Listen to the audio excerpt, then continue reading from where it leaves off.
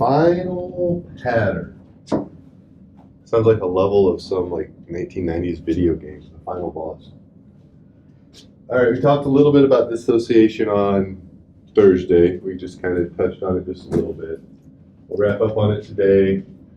We'll talk about some of the differences between the neurodevelopmental sequence, the neurodevelopmental continuum. We'll talk about some of the lessons the neurodevelopmental sequence shows us, which then those lessons become actual principles when it comes to what we do from a rehab standpoint, how we choose to make decisions. There's a lot of questions that we ask from a rehab standpoint that we have access to the answer to, we just don't realize the answer is right there in front of us, and we've talked about the answers here. We'll just go through those real quick. So dissociation, like we talked about on Thursday, dissociation and rotation are not the same thing. Single rotation of a joint, rotation of the trunk, that's not dissociation. It's not a semantics issue. Ultimately, the foundation of why it's not a semantics issue lies in the intent. The intent of rotation is to create motion of a single joint. We're changing the joint's location. This doesn't really do anything other than affect the glenohumeral joint. Nothing else is happening except internal external rotation of the glenohumeral joint. The intent of dissociation is it's more of a systemic intent, and that intent is locomotion. The only way I get from here to there, regardless of where there is it doesn't lie in singular joint motion. It lies in the entire system being able to work together. And that small subtlety in intent is what makes dissociation significantly different than rotation. When we look at the traditional physical therapy perception of dissociation, their definition of dissociation, it always comes back to something very similar to this. This is just the first one that I found up on the Google yesterday as an example. The definition at this site was dissociation of your body refers to our ability to move head, mid back, low back, hips separately from each other. For example, when it comes to a golf swing, dissociation of the upper body from the lower body is essential. I'm not saying it's wrong. I'm just saying you're talking rotation here. You're talking about the shoulders and the hips doing something else. You're talking about rotating the spine. Yes, when it comes to, there's some dichotomy in this. The first part, our ability to move the head, mid-back, low back, and hips separately, that's not dissociation. We should be able to move our wrist, our elbow, and our shoulder separately from each other. Is that dissociation?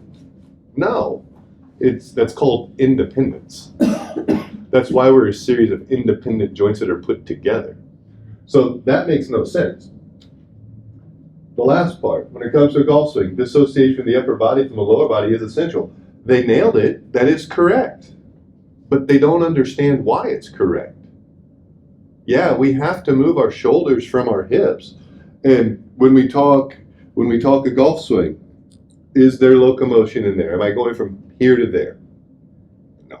I'm swinging a golf club. I'm generating a lot of power.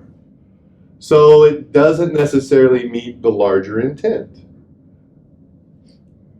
But with your golf swing, where do you keep your head? Like if all good golf coaches, where do they tell you to keep your head?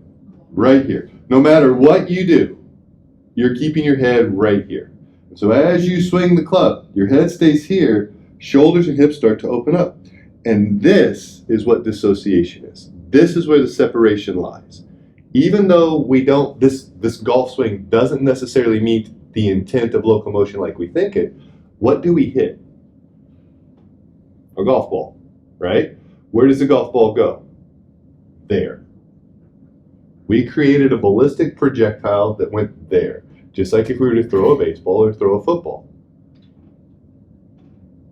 We aren't physically moving from here to there, but we're generating force, we're generating power to move from here to there. Just in this instance, we're putting all of that into a little white ball, and then we go and look for it for 45 minutes. At least my golf game.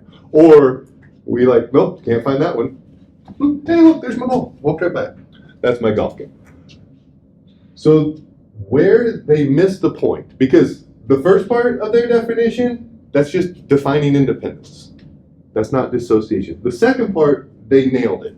They don't understand how they nailed it. What's missing? So from what I just described, what's missing in this? I keep my head here, and everything else goes this way. What was that? A fixed point. I have a fixed point. What's staying on my fixed point? Head. What's the head do? What was that? Needs to stay down, but why does that golf coach want your head to stay here? Where the head goes, the body goes. Why was it so hard for that runner I described to you guys that ran 80 yards to run a 40? Why was he all over the place? And what was moving when he was moving his head? Eyes and sensory input. So sensory input's all over the place. So we keep our head down, we're supposed to, not because it's important, but because it's hard enough to hit that little white ball if you know exactly where it is and have your eyes on it, let alone if your head's going all over the place. So we keep our sensory input right here, sensory input from our eyes and sensory input from our vestibular cochlear system. All of that's right here. Where is all of our other sensory input coming from? All of our other sensory input is telling us that we're not in this spot. It tells us we're somewhere else. So where the dissociation lies has nothing to do with just the shoulders, with just the hips. Yes, we want the shoulders, the hips, and the heads or the shoulders, the hips, and the head are all going to be oriented in different planes. In the bottom of a golf swing, my head's pointed here, my hips are pointed there, and my shoulders are as open as I can get them, depending on my mobility. And then as they're moving, they're not moving in sync with each other. Hips are coming through first, followed by the shoulder. Then the head will open up as you go through the follow-through. I guess, I don't know.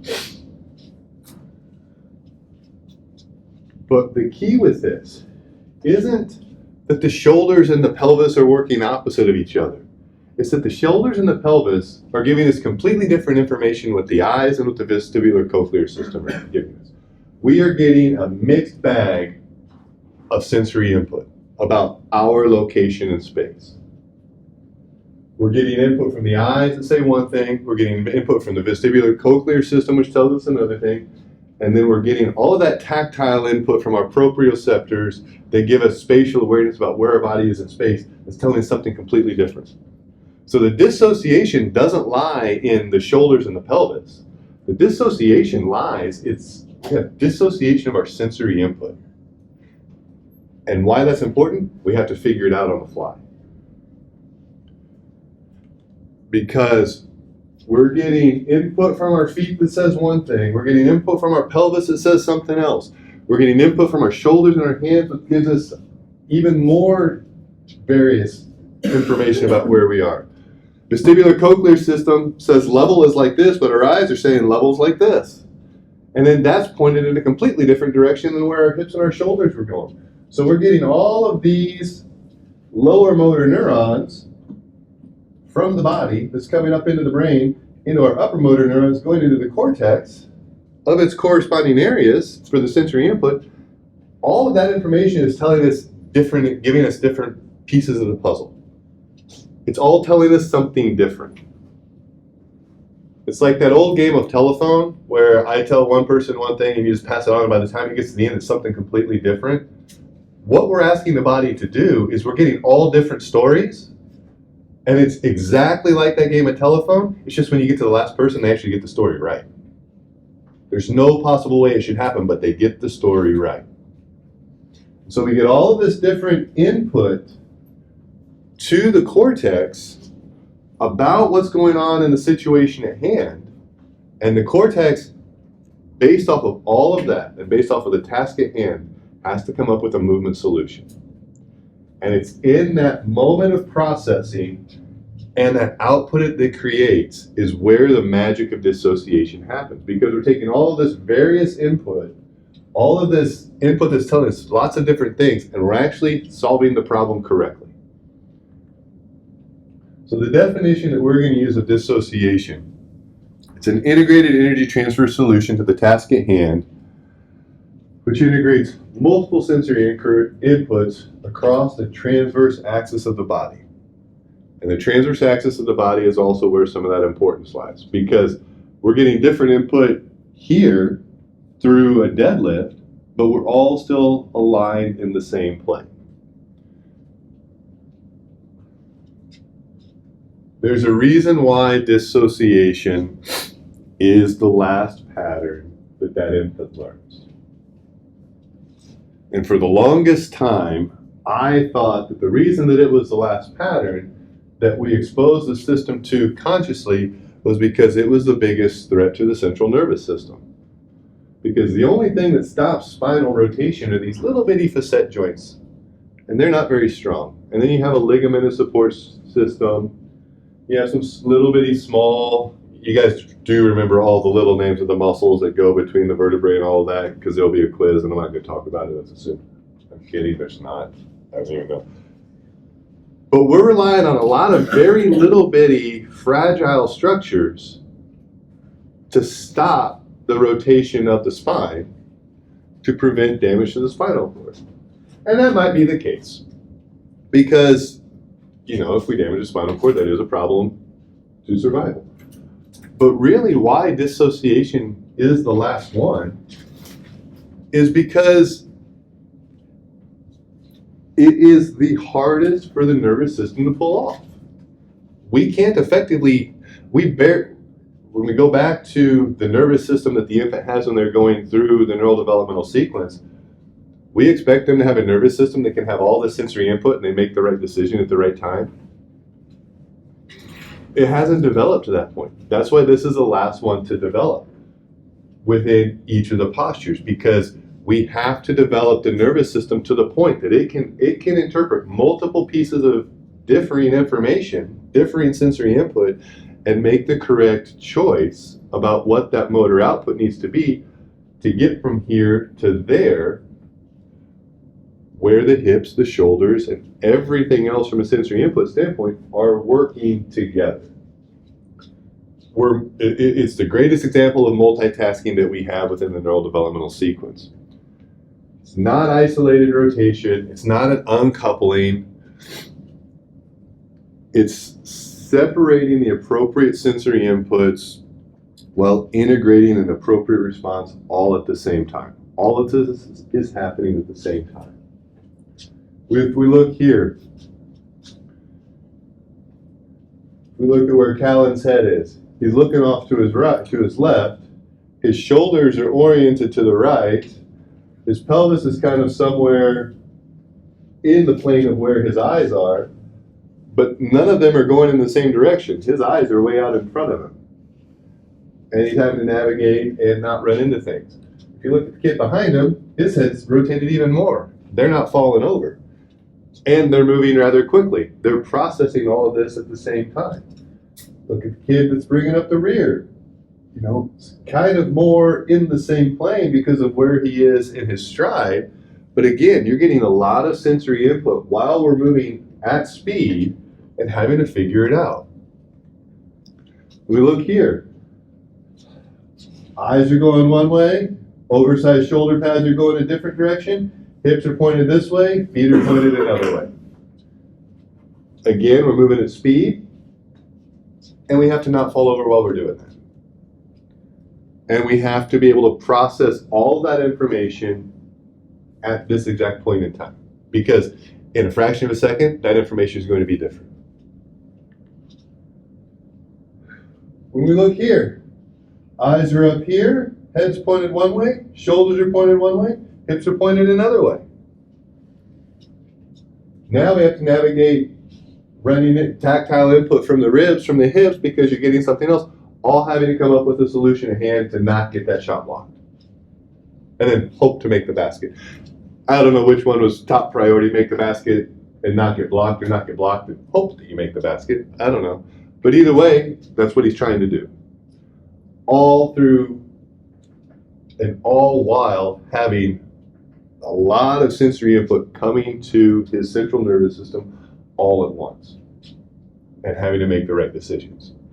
That's what dissociation turns into when you have a central nervous system that has matured to an appropriate level, when you have a physical body that is matured to an appropriate level. And as both continue to mature even more, then what you see the ability to dissociate becomes even more impressive. I mean,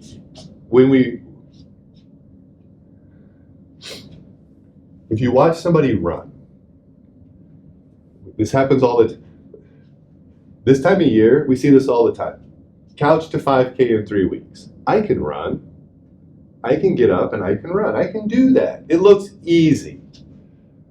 Does running involve a lot of dissociation? Yes. I mean, it's literally a sport of dissociating repeatedly over and over until you get to the finish line. We see it. We don't see a whole lot happening. It doesn't appear that impressive to us. We all think we've got it. When was the last time you guys saw a couch to powerlifting meet in any period of time? It doesn't happen. From a central nervous system standpoint, though, standing over a bar and picking it up is significantly easier than what we're doing from a running standpoint. Now, it might be physically more challenging, depending on what your definition of challenge is, but it doesn't involve any dissociation. It's a lot less complex to the nervous system than going out and running. But we jump straight into running because it doesn't look that complicated. And the reason that it doesn't look that complicated is because our nervous system has done such an amazing job working things out on the fly that it looks easy. If you ask people, if we pull the next 25 people to walk through the doors and we show them a video of somebody jogging and somebody doing a barbell, we'll even just say a heavy barbell deadlift.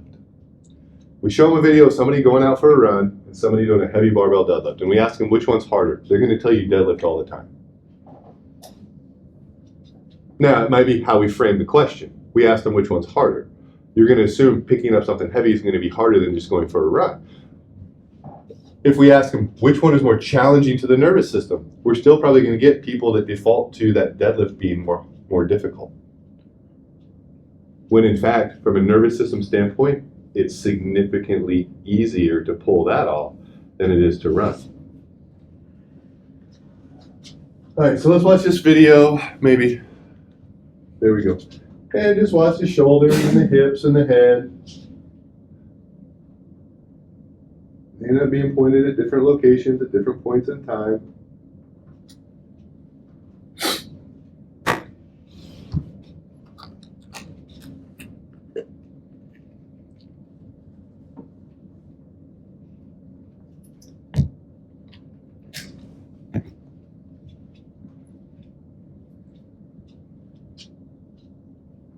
Notice when he's really challenging, when he's really struggling for the weight shifting, where his eyes are, they're lined up with his hips and with his shoulders. Everything is right here.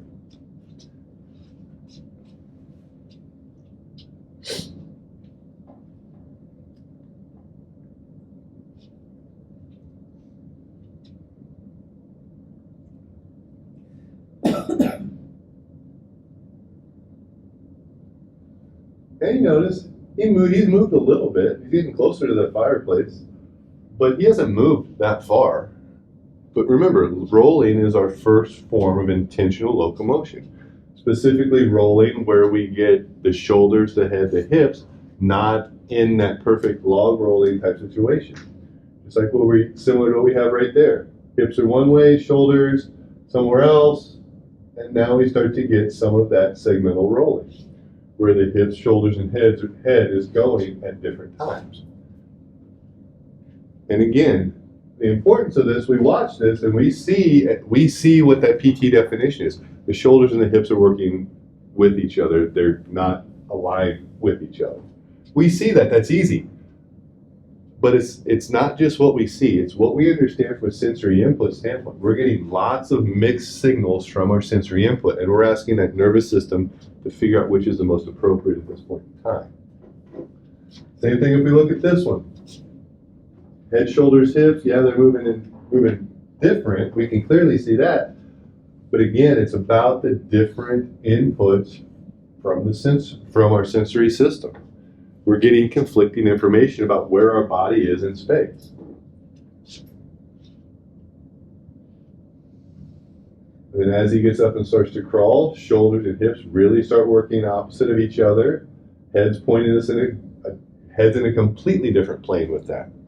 Because now, yes, everything's pointing in the same direction, but it's actually not, because his shoulders are pointed here, his hips are pointed here, but his head's pointed straight out in front of us. The equivalent of crawling from a sensory input standpoint is if you guys all walk like this. Full cervical extension. We don't do that, A, because it's hard to walk like that, B, because we can't see anything. We lose our visual horizon, and things become a lot more challenging. From a crawling standpoint,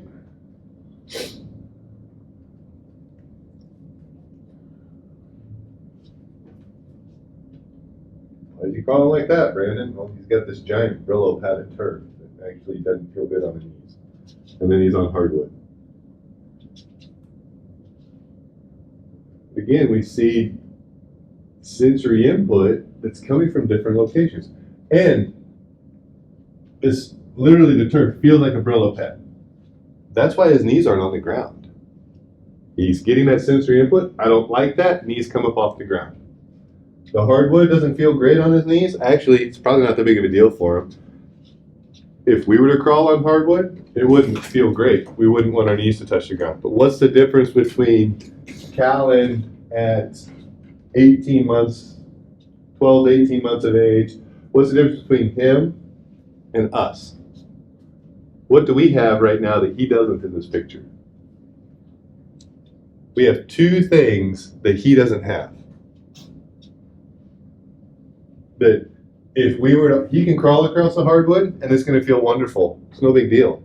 We crawl across a hardwood and we get about 2 crawls in, like, nope, this sucks. I don't want to do this anymore. What was that? Is it like joint space? Because he has more like vision. Close. He doesn't have a patella. We're not born with patellas. The patellas form over time as a sesamoid. He also doesn't have a tibial tuberosity. Because the tibial tuberosity there hasn't been the correct and appropriate lines of pull yet to develop that tibial tuberosity. So the anterior tibia, instead of having this nice protrusion that comes out that we all have, is very flat. So when you compress that, it's not uncomfortable. Now, part of what lies in the development of the patella, part of what drives the patella and the tibial tuberosity development is appropriate lines of stress. Some of that does come from crawling. Some of that comes from the linear pull through the rectus, which leads to the development of that. That's also why I'm a huge advocate of everybody being able to get down on the ground and crawl to some degree.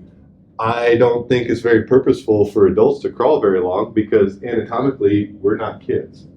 And anatomically, that's why it hurts for any, if we were to get down on the ground now, that's why it would hurt. We're compressing our patella into the anterior aspect of the femur. And guess what happens when you compress the posterior aspect of the patella into the anterior aspect of the femur?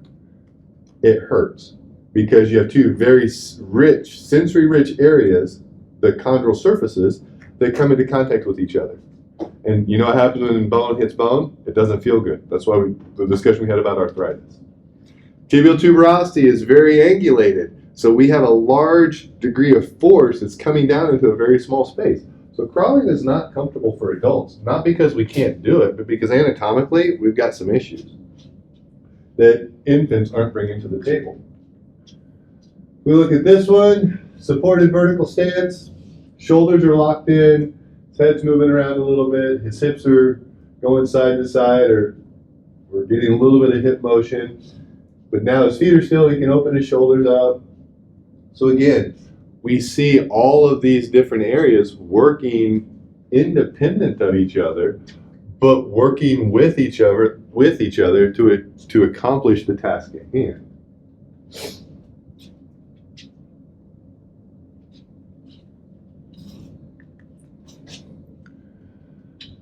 All right, so any questions about dissociation? We can dissociate in any posture.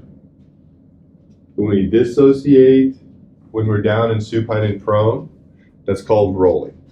When we dissociate in quadruped, it's called crawling. When we dissociate in sitting, it's that weird version of scooting. We can dissociate in kneeling, but if we stay in kneeling, there's no form of locomotion that happens in kneeling. But the key with kneeling is really setting the stage for vertical stance. And when we dissociate in vertical stance, it's called walking, running, any of those things. Again, the ultimate intent of dissociation is moving from here to there. It's got the intent of dissociation is tied to locomotion. The other thing that goes with this, when we're talking the intent of dissociation and how it's tied to locomotion, everybody go ahead and stand up real quick. Sit your feet hip width apart, toes pointed straight ahead. Hands are going to be by your side the whole time. I just want you to work, everybody's going to rotate their shoulders to the right. You're going to rotate your shoulders to the right just as far as you can. Now, you have to keep your arms in kind of midline with your body. So you can't do anything like this. So keep your arms kind of in midline with your shoulders. Okay, now what I want you to do, we're all rotating to the right. Take your left foot, take about a foot length step forward with your left foot. You can do whatever you want with your arms. Now I want you to rotate to your right again. You rotate your shoulders to the right again. Which way did you go further? With your feet, not with your feet asymmetrical, correct? You guys can go sit back down.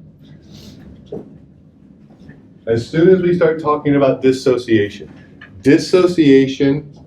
and asymmetrical orientations are tied together because we run into restrictions when our feet are locked in to a symmetrical orientation. When we move out of symmetry into asymmetry, that allows us to dissociate further. That allows us to go further. Why is that important? This is what then creates more motion, which creates more energy. Which, when we're trying to run, and it's all about putting force down into the ground, when we're trying to walk even, and it's about putting force down into the ground, how far our shoulders and upper body is moving translates to energy transfer down into the ground through our pelvis, through our foot to propel us forward. So the further we can move when it comes to dissociation, the more forces we're able to put down into the ground. Swinging a bait, that's one of the reasons why if we throw a football, throw a baseball. We talked about the initial way that we learn is ipsilateral. We throw with our right arm, so we step with the right arm. We don't get a lot of dissociation. The ball will move, but it's not going to go very far. As soon as I want to start throwing the ball further, now I have to step with the opposite leg. And what happens with that, I step with that opposite leg, my hips are now pointed this way, my shoulders are going to be opened up, and then as my hips come through, you get this giant whipping effect, which puts more energy into the ball, which allows us to project it further this way. So the larger the degree of that dissociation, the more energy we have, the more efficient things become, which goes back to that original definition of energy transfer being tied to dissociation, which then allows us to have that conversation about walking, running, jumping, throwing, hitting, anything along those lines. Same thing with swinging a baseball bat. The hips and the shoulders aren't moving at the same time. The hips are always leading the way, and then the shoulders follow because we want to hit the ball with as much force as we possibly can. Rotation is simple. Rotation is just a single joint rotating about its long axis. That is not dissociation. It's not about individual joints working separately or individually from other individual joints. It's all about the sensory input.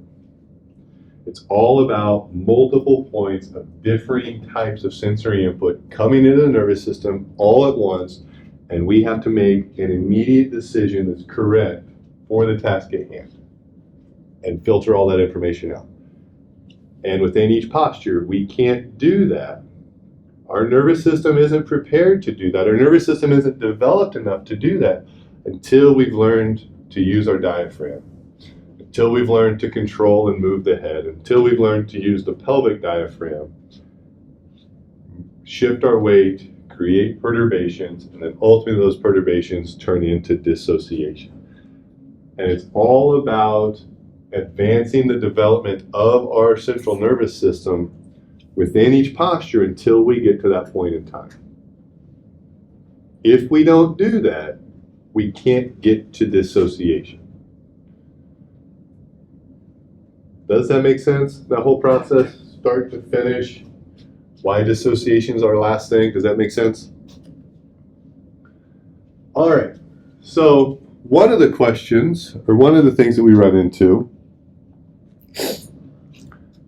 you don't have to watch the video, I just want to click to the next slide yet. One of the questions we always used to get, and I continue to get from clinicians, we're doing stuff down and we've decided that sitting is the important posture that we need to spend time in. Wonderful. When do we know that it's appropriate to transition from sitting up into kneeling or from sitting up into vertical stance?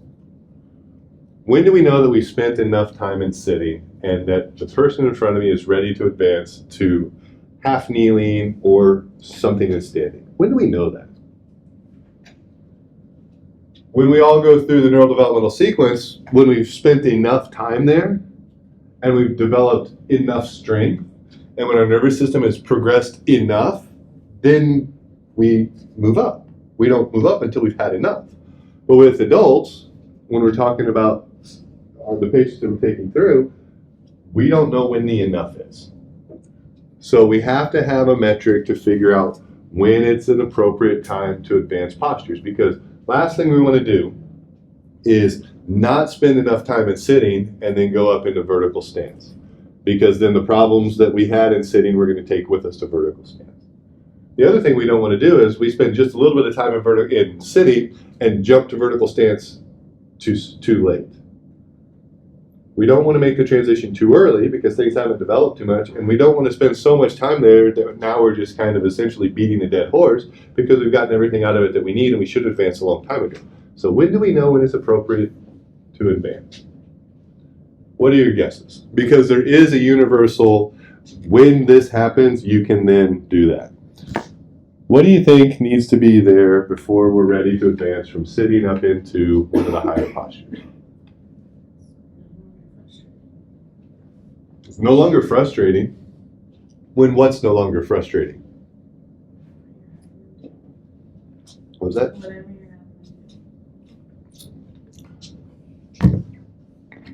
We need to be more specific. You're on the right track. The higher level patterns. Which higher level pattern? So weight shifting, dissociation. You can only pick one. Only one, You only get to pick one. then dissociation last. When you can have them dissociate, so in that sitting to vertical stance, when they can dissociate in sitting and it's no longer frustrating for them, that's the first criteria that they've met. Because they've progressed up to that point. Remember, dissociation, if somebody can dissociate and they're not frustrated with dissociation, they're telling you that their nervous system has now advanced to the point that it can process multiple points of information all at once.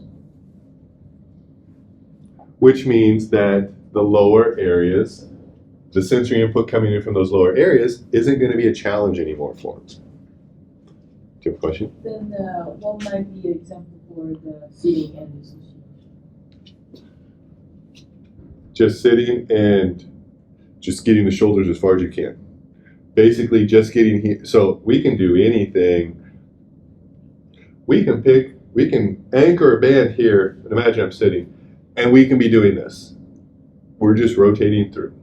And when I can do that, and it looks the same on the left side as it does the right side, it's not a problem. I can be throwing a ball or catching a ball out of a sitting posture.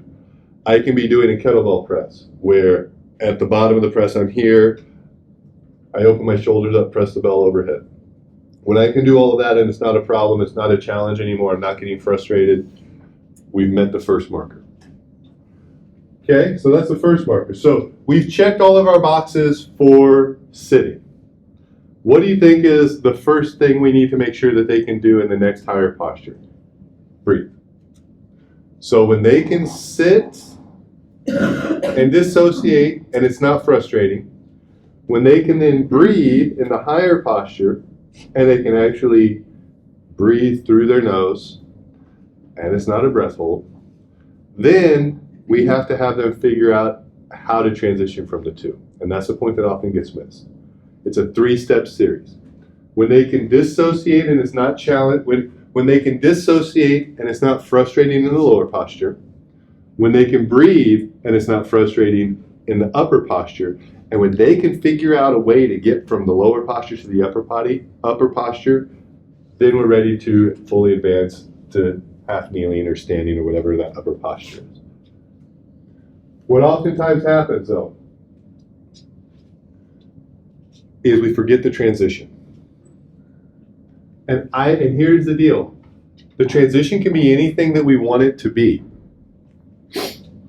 Because remember, the transition, there's a lot of different ways for me to get from here to that chair. And let's just say here is sitting, that chair is the posture that I want to go to. There's a lot of different ways for me to go there. As long as I don't hold my breath while I'm doing that, because remember, we have to be able to breathe at that next higher posture. Breath holding is a sign of, when we see somebody hold the breath as they're moving, it's a way to create a higher level of control. So when we can see somebody move from this dissociated position in sitting to the higher position of half kneeling, and they're not holding their breath when they're making that transition, once they're able to continually do that transition and show us that it wasn't just a fluke that they did at one time, they can make that transition 2 or 3 times. Now let's spend some time in half kneeling. Which is one of the reasons why when I teach somebody to deadlift, we always teach people to deadlift out of quadruped. If I'm teaching somebody to deadlift, the first experience I'm ever going to give them of deadlifting is we start in quadruped. And they have to be able to transition from quadruped up into the bottom of deadlift. So quadruped to standing without holding their breath. They have to be able to breathe in quadruped and down. They have to be able to diaphragmatically breathe in standing in the bottom of deadlift shape. But we've also made sure that when they're in quadruped, we can do some kind of dissociation and it's no longer frustrating for them. And then we work that transition of quadruped to bottom of the deadlift several times. Once they've shown me they got it, then we actually start to deadlift. But we make sure they have it through that transition.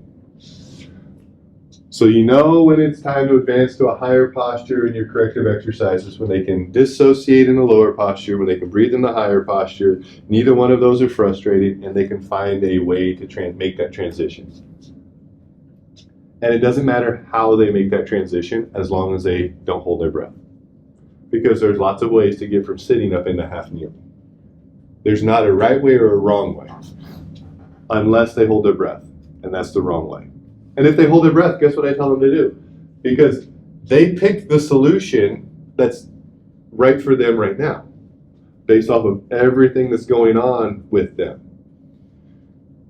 If they hold their breath during that transition, guess what the instruction is? It's very simple. We don't tell them to try something else. Guess what we tell them to do? Do that same thing you just did, just don't hold your breath. And usually I'm a little bit more specific than that. I'll say, okay, when you're in sitting, take a big breath in. As you start to make that transition up into half kneeling, I want you to exhale. I want you to exhale for that full transition. I just want you to focus on exhaling while you make that transition. And every time you transition, you're exhaling. So when you get up to half kneeling, now I want you to come back down to sitting. Take a big breath in and half kneeling. Exhale as you're exhaling. You're moving while you're exhaling. They're focused on the exhale. Now I've redirected that focus. They're focused on the exhale. They're not holding their breath. They're having to create actual control through that motion. All right, so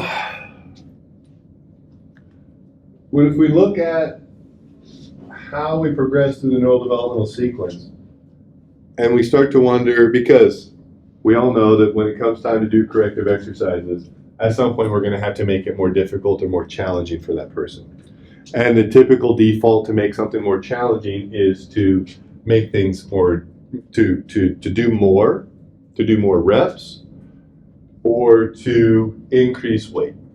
Let's say we're doing some TheraBand exercise with the red TheraBand, we're going to go to the next heavier band. I don't know what that is.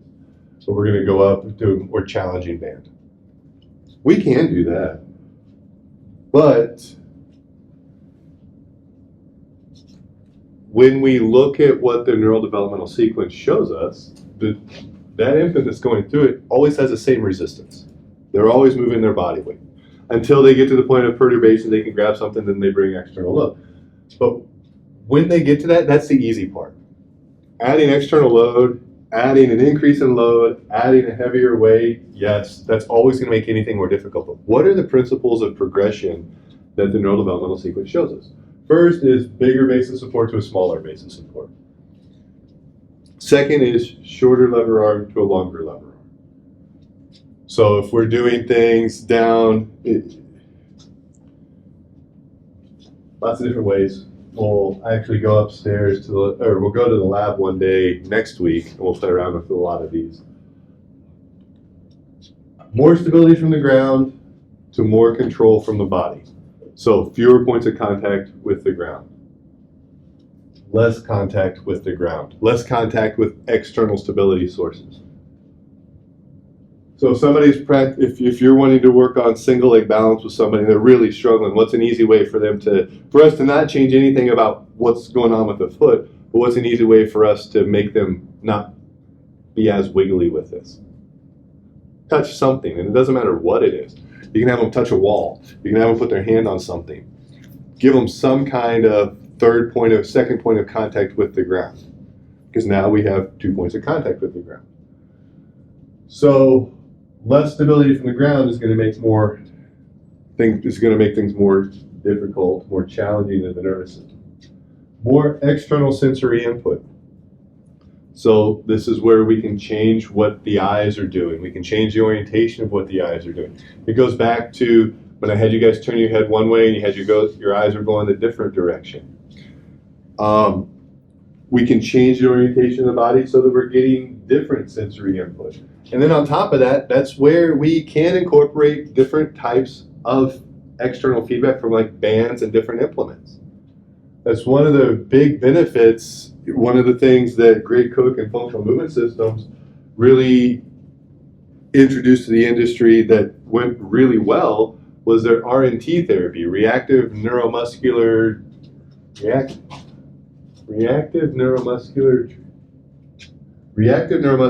RNT. And basically the whole premise of that was you use a band to magnify a problem. So if you're trying to correct somebody's knee that goes into valgus, what you do is you wrap a band around their knee, and with that band, you pull them into even more valgus. So you use that band, that external force, to magnify the problem. So that now, if I'm here, this feels normal to me. If we're over here pulling the band this way, oh, that doesn't feel normal, that feels really bad. Now I'm aware of the situation because of that sensory input. And so now I correct it. And now I have to maintain that with the sensory input pulling my knee in this way to where now I'm getting different sensory input. So we want to bring in more external sensory input. Now the problem with this, from an athletic trainer standpoint, is we typically come over the top with too much external sensory input right off the bat. We have so much sensory input that it's hard to process. And then it just becomes a balancing act or an act of not trying to fall over. So we have to progressively start from very little and progressively increase as we go. Ipsilateral to contralateral. So right arm, right leg doing the same thing, left arm, left leg doing the same thing. And then eventually going to where right arm, left leg are working together, left arm, right leg. And then we get into some full dissociation with that. And then ultimately less complex to more complex. When we take those principles and then add on to it the task of increased resistance, making things heavier, doing more reps, you have infinite ways to progress and regress exercises. Because this also becomes a pathway of how do we regress things. If something's too challenging, let's give them a bigger base of support. If something's too challenging, let's go from a contralateral exercise to an ipsilateral exercise. If something's too challenging, let's just shorten the lever arm. And we're really good, in the rehab world, we are amazingly good at progressing exercises. But what we do horribly is appropriately regressing. Because more often than not, we start at a level that's a little bit too high for that individual's nervous system, and we think it's wonderful because what they're doing is hard. Having them do something that's hard is not where... When we describe the process of neuroplasticity, was hard ever a part of it? No. We have to create frustration. We have to direct focus, and we have to give successful repetitions. It's not hard. Now, that's going to be challenging for that person, but it should progressively become easier for that person because successful repetitions, learning over time. But what we interpret is it's got to be hard all the time. And the question that came up when we started first talking about, well, how do we know when it's too much frustration versus how do we know if that frustration is going to then just make them mad or be enough for neuroplasticity? It all depends on how we utilize it. If we introduce them to frustration, which is what we need to start the process of neuroplasticity, but then through the repetitions, they start to generate some success. That's where the dopamine comes in. Now that frustration was just the starting point, and they progressively got more successful as they went. But think about how we often do things from a rehab standpoint. We do something and it's hard, and they just grind it out for 30 seconds.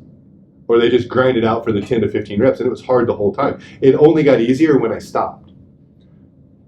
That's going to quickly turn into frustration that leads to, I'm not going to learn anything from this because we aren't giving them that dopamine release of success to have them want to do it again. So we have to be able to recognize when we need to regress things. All right, we talked about dissociation being tied to locomotion. Within the neurodevelopmental sequence, we see rolling, crawling, and crawling, scooting, and then walking as our three primary and most effective and efficient locomotion strategies. Why do you guys think we see why do you think we see rolling as a strategy that presents itself before the others? Why do you think we roll before we crawl?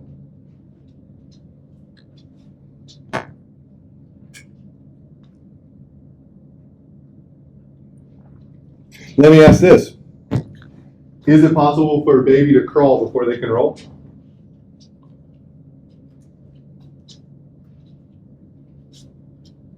Well, crawling's asymmetrical.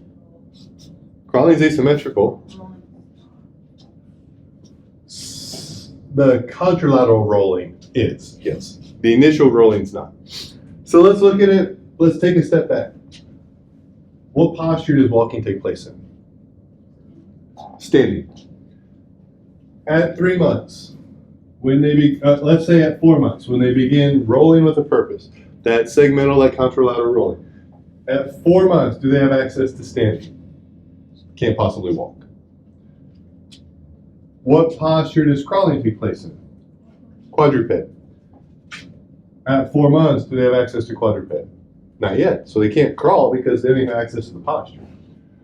So remember, locomotion is just expressing dissociation. And dissociation is the end of a posture. When we talk rolling, dissociation, it's the end of prone mixed with the end of supine. We do those back and forth and you have rolling. We go from the belly to the back, back to the belly. But we can't roll until we've reached the end of supine and the end of prone. And when we do that, we get rolling.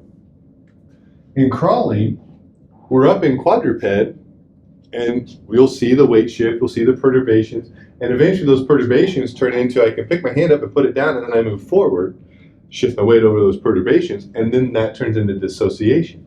The dissociation happens at the end of quadruped. So why does some babies skip crawling? Ooh, why do some babies skip crawling? It depends. And I say it depends on the environment. Crawling has been proposed as the most recent addition to the neurodevelopmental sequence because there's still some instances where there's different indigenous populations that still live literally out in the middle of nowhere, and babies there don't crawl at all because there's threats on the ground, parasites, bugs, snakes, stuff like that. What they'll do is they'll set them down on something that's safe, banana leaves, mats, whatever, and they'll sit and they learn to scoot. They scoot instead of crawl. That's why crawling and scooting are kind of put there together. If a baby doesn't crawl, it's not a problem as long as they scoot and sit. A lot of times it does have to do with, if a baby doesn't crawl, hopefully it's because of the environment that they're in. The other reason that they won't crawl is if there actually is a neurological issue. And if that's the case, they won't crawl and they won't scoot. That becomes a problem. If they don't crawl but they scoot, that's fine. Is there other instances that like maybe they're not crawling, but are they in like quadruped for like a extended period of time? Yeah. Yeah, and it goes back to how they find success. So if they get into it, and this is where the idea that crawling is a recent addition actually makes a lot of sense, because up until quadruped, you have no other options. In quadruped, you kind of have two options. You can go quadruped to crawling and move up into standing, or you can go quadruped to sitting and you can scoot and still get from point A to point B and go up into sitting. Go up into standing. Crawling and scooting both develop the pelvic floor, and that's the important part. Both develop the pelvic floor, working with the trunk, working with the pelvis, working with the upper and lower extremities. So both develop the pelvic floor. So it doesn't necessarily matter which one they do as long as they do one. And part of it could just be because that infant, when they're in quadruped, they're doing the rocking, they end up in sitting, and they have more success in scooting than they do in crawling. Some of them might have more success crawling than they do scooting. Callan never scooted anywhere. But Callan was also a big, fat, rolly baby. So for him to be able to push his arms into the ground and scoot, we had carpeted floors. It was harder for him to do that. His nephew, where they grew up, had all hardwood floors, and he would scoot all the time. But you also, on hardwood floors, they live in Iowa, so it's always cold up there. We always had on some kind of those kid pants that are like, I don't know what the fabric is, but it's slick. Put that on the hardwood floor, the kid would scoot like the wind.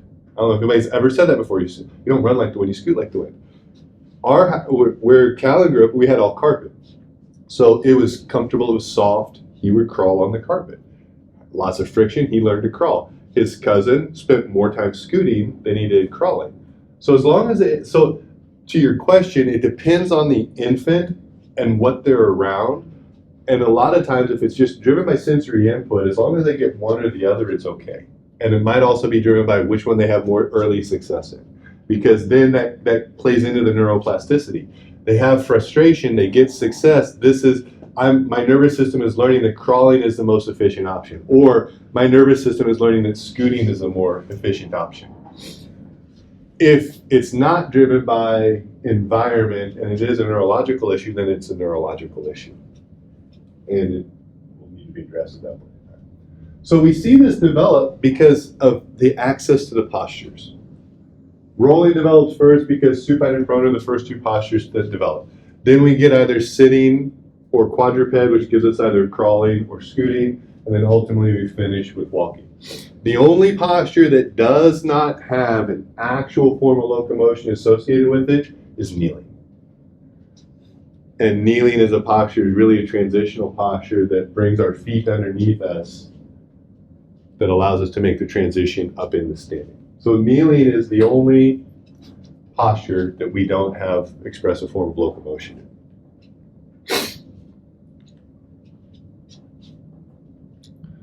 All right, so now briefly we have to talk about the difference between a neurodevelopmental sequence And the neurodevelopmental continuum, because you guys will never work with somebody as they're going through the neurodevelopmental sequence. The neurodevelopmental sequence, you go through it once and you never experience it again. We pull from the progression, we pull from the principles that it gives us, and it becomes a roadmap for us. But what we're dealing with is a neurodevelopmental continuum. And I just have the definition of continuum and sequence here. Sequence, continuity of progression, a particular order. That infant can't progress up into quadruped until they spent enough time in supine and prone.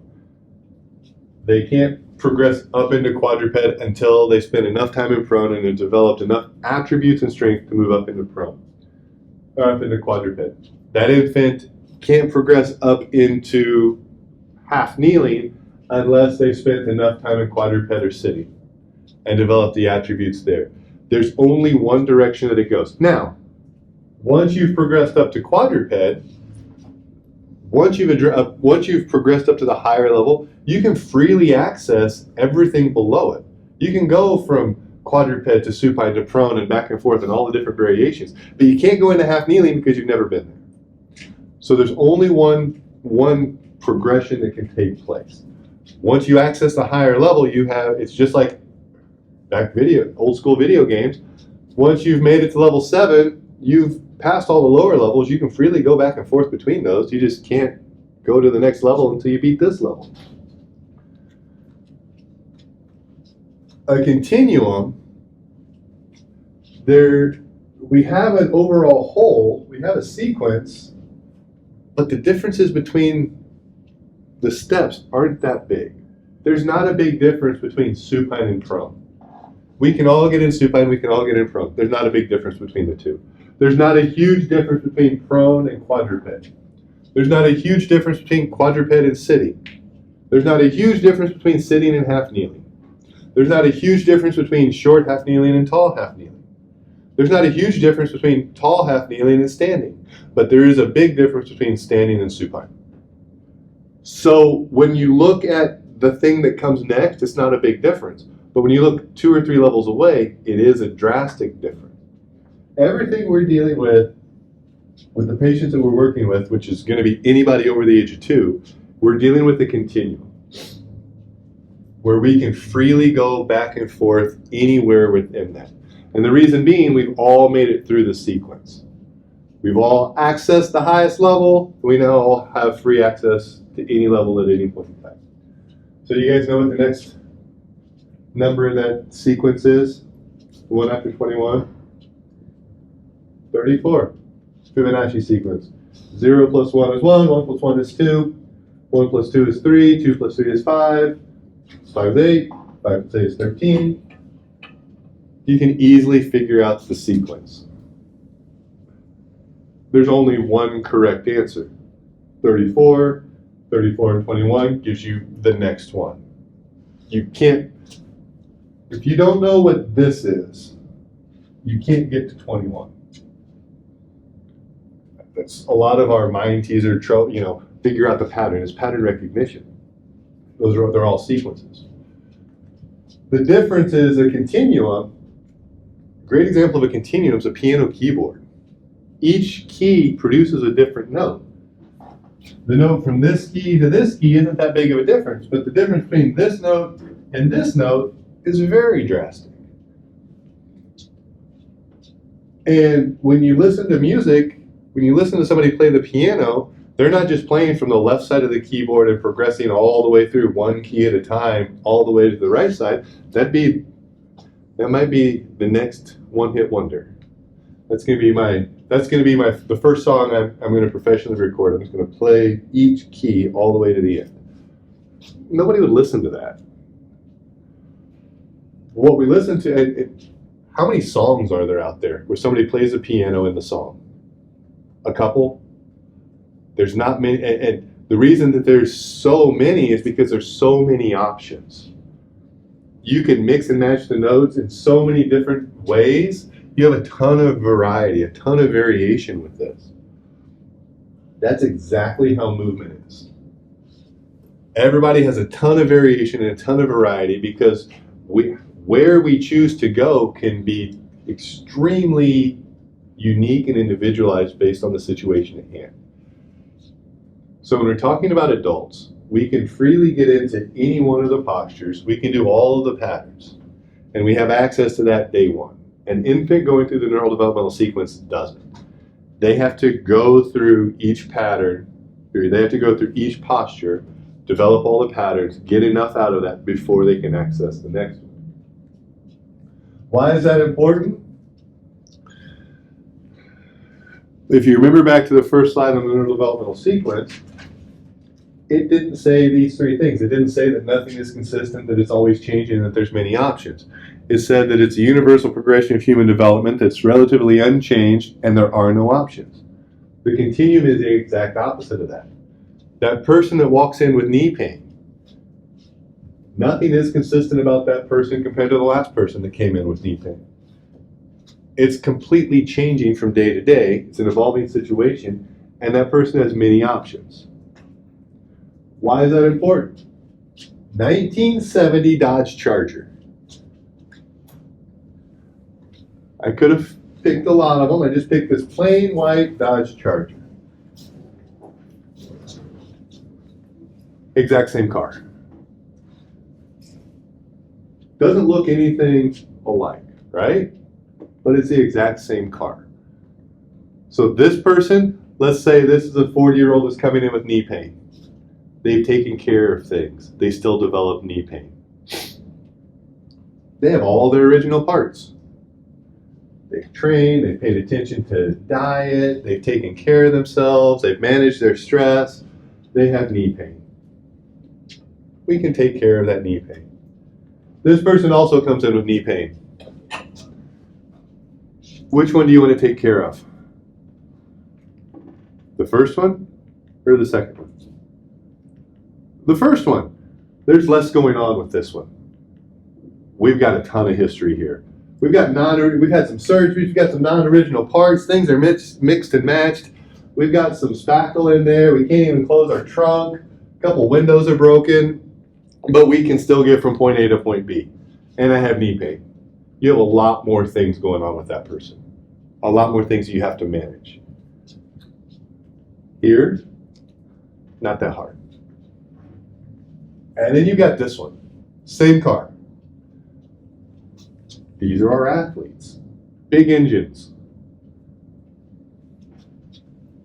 Again, knee pain and all.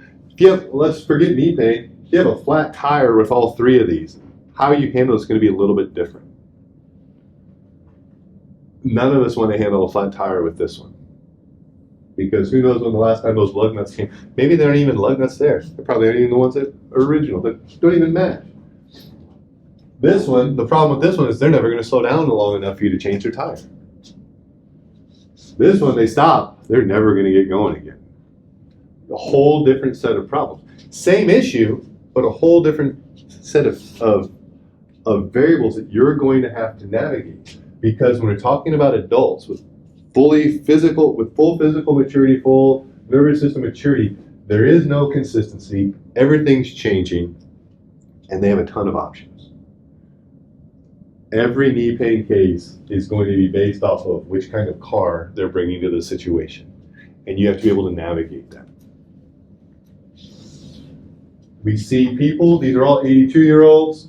I hope nobody looks at Tiny's browser history because I Google searched 82-year-old males last night. Specifically did on her laptop, not mine. 4 different pictures, all have different experiences of life. Some very active, one that's not very active. This guy's getting up and singing on, I think that was America's Got Talent. One of the editions, I don't know. But again, each one of these, if each one of these individuals comes in to where we're working this afternoon, they say, my left knee hurts. They're all 82-year-old individuals. They're all bringing the exact same anatomy. Should be, unless they've had some joint replacements, and that's another variable. But what they're bringing on top of that, it's a completely different system. How we handle that's going to be different. Why is that important? Well, we have to have, because everything's different, we have to have some consistency. And that's where the principles and the progressions within the neurodevelopmental sequence gives us a framework of where we can start to operate and where we need to start looking for these individuals. Because the rules are there, the principles are there. We have to take those principles from the neurodevelopmental sequence and apply them to the person in front of us. Because we have to have, because nothing is consistent, everything's changing, there's tons of options. There's so many variables, we have to have an anchor point. We have to have something to anchor to. And the principles from the neurodevelopmental sequence become that anchor point. Because everything else is going to be constantly moving, constantly shifting, constantly changing on us. We have to have a point of orientation. And maybe that point of orientation is everything we do has to be with a large base of support. For this individual, we have to have a large base of support just so they don't fall over. Everything we do is anchored in a large base of support. For this guy, he's singing, everything is anchored in his ability to breathe through his nose. Everything we're doing is coming back to that nasal diaphragmatic breathing. We have to make sure that's there. And then we can progress him through whatever postures are appropriate for whatever is going on. For this guy, he's a marathon runner. I don't remember how many, I read the article briefly. He ran like 50 marathons. That didn't even sound fun one time. Which pattern do you think is going to be our anchor point with him? He's run 50 marathons. He runs miles a week. What's he do a lot of?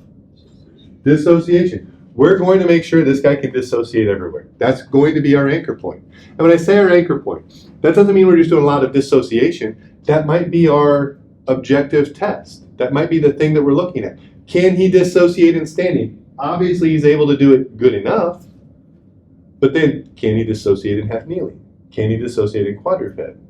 Can he dissociate in supine? Can he breathe in standing? Can he breathe through his nose in half kneeling? Can he breathe through his nose in supine quadruped prone? That breath hold of 30 seconds. Can he do a breath hold of 30 seconds in quadruped? Can he do a breath hold of 30 seconds in supine? We're finding that as our anchor point. Abraham Lincoln, one of his favorite quotes, one of the quotes of his that I like the most was, "Over the age of 40, you have the face you deserve." And if we take that, an individual's body, and I have body in parentheses because an individual's body, an individual's mind, an individual's movement reflects your habits, your choices, and your lifestyles. When you see somebody, their body tells you a lot about what's led up to that point in time for them. Because it's a reflection of their habits, their choices, and their lifestyles. And same thing with movement. You have somebody from a movement standpoint. You have somebody that moves poorly. That tells you a lot about what's been going on with them. You have somebody that moves extremely well. That also tells you a lot. So we can get a lot of information from our observations. Neurodevelopmental sequence or neurodevelopmental continuum, we're working with a completely different nervous system than that infant was. We have a completely different skeleton than that infant does. We have, how many carpal bones do we have? Like 8? We have 8 carpal bones. How many carpal bones do you think the infant's born with? It's not 8, 3. And they have giant joint spaces in between them. Which means wrist extension, I have 8 bones that I'm compressing between my metacarpals and my distal, my radius and my ulna. And I'm compressing those. That infant only has 3. We can probably bring their wrist back, touch their forearm. So we have a completely different skeleton, completely different muscular system, completely different hormonal system. All of those dramatically change the body of the person that we're working with today. Adults bring to the table strength imbalances. They bring to the table a poor strength to body weight ratio. Kids have probably one of the most underappreciated thing about kids is their strength to body weight ratio. They are amazing body weight athletes. if you have, I remember when Callan was probably, before he started kindergarten, I would pick him up at the end of the day and we would always go to a park. And my workout for the day would be just to try and keep up with Callan to do the things that Callan could do. I couldn't do it. You know, the things that they're able to do in regards to how strong they are with it to their body weight, that strength to body weight ratio, we dramatically underappreciate how much of a negative effect that has on our lifestyle and that has on our ability to move as we start to lose it. We bring mobility limitations because of habits, postures, what we have to do over the course of the day. We're really good at cheating, or you can say we have advanced problem-solving abilities. We cheat really well. We have habits, we have compensations. We bring entitlement to the table. I should be able to do this. Everybody can do this. I can do this. I made the mistake of telling Tiny one time that she didn't know how to squat. I've never told her that she didn't know how to squat again after that. You squat well. But in her mind, I squat really well. Wonderful, you squat really well. And then we bring education. I had somebody, the person I was telling you guys about last week, I've done everything for swelling that you can do. You picked all the right things. You were doing the ice, you were doing the elevation, you were doing the anti-inflammatories. Unfortunately, you were educated on the right things, but you weren't educated on the fact that you don't have an inflammatory condition. So, and now with technology, people are bringing that to the table even more. They know what's going on with them. They're convinced of what's going on with them. And so they're bringing that preconception of what the issue is to the table every time. We are not working with apples and oranges. Or we are working with apples and oranges. Apples and dragon fruit. That infant and that person that's standing in front of us are not the same things at all. So we can't just recreate moving like babies from a rehab standpoint. The best that we can do is take the principles that the neurodevelopmental sequence shows us, reveals to us, and use those principles for that person that's standing in front of us. All right. That is all on the neurodevelopmental continuum, the neurodevelopmental sequence.